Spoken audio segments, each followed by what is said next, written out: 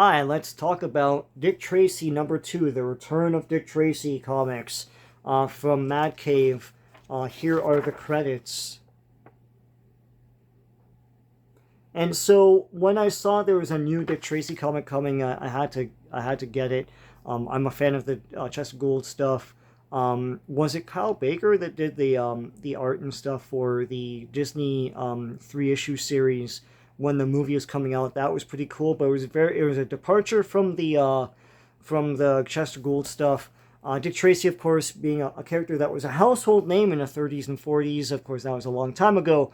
So he's almost 100 years old, but was a great sleuthing character. The hallmark of Dick Tracy comics was that the villains all wore their sins on their sleeves, so they all looked hideous according to what their gimmick was: prune face, flat top, etc.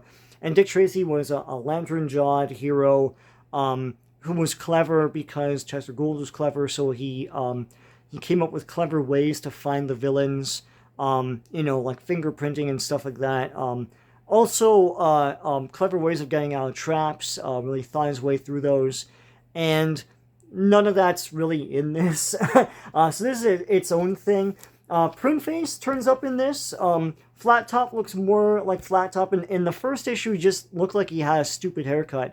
What I didn't like about the first issue was that everything seemed more sensible. To me, that's not Dick Tracy. But here, it's more to the sleuthing, following the trail kind of stuff. I actually really enjoyed issue 2.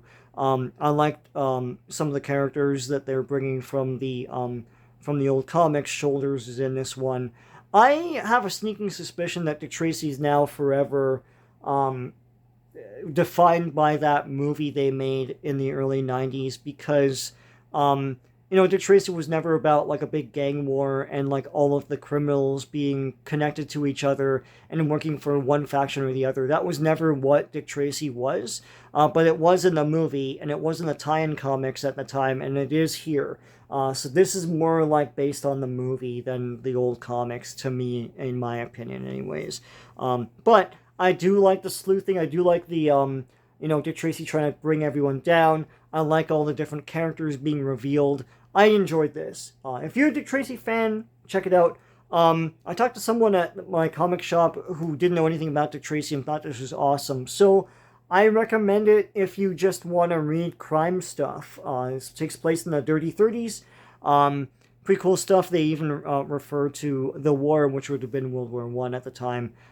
Dick Tracy was a war veteran.